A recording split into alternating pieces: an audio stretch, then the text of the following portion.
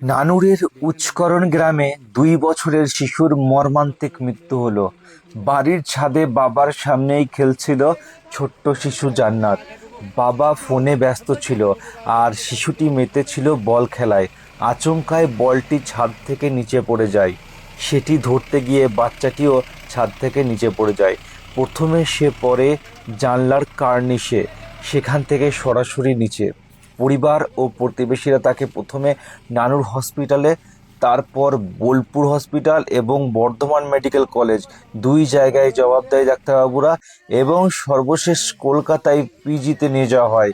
কিন্তু শেষ রক্ষা হলো না।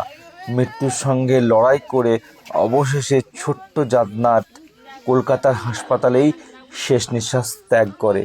ঠিক একই দিনে তার জন্ম হয়েছিল, এবং একই দিনে এই ছোট্ট শিশু জান্নাতের শেষ হলো জীবনের পথ চলা। বাচ্চার জন্মদিনে অকাল মৃত্যুতে বাবা মা শোকে পাথর হয়ে গিয়েছে। গোটা গ্রামে নেমে এসেছে শোকের ছায়া। একটি ছোট্ট অসাবধানতা যে কতটা বড় মাসুল কেড়ে নিতে পারে, এই ঘটনা যেন সেই সতর্কবার্তাই দিয়ে গেল। বাবা মেয়েতে ছাদে বসছিল, মাটা ছিল না, মা নামুদের রান্না করছিল।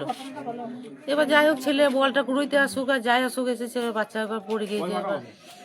এবার দৌড়ে এসে সব তুলাতুলি, আমরাও সব এখানে সব জল নিয়ে আনলে সব ঢালাঢালি করছিলাম মাথার ধারে।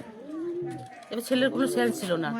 হাসপাতালে তাড়াতাড়ি তো এফআইআর করে দিয়ে যাবো, সিএন থেকেও কোনো রকম ওই অক্সিজেন আর ওই লাইনে চ্যালেঞ্জ করে দেবো। ওখান থেকে আবার ট্রান্সফার বর্ধমান, কিন্তু বর্ধমান থেকে তো আবার কলকাতা ট্রান্সফার করে দেবো।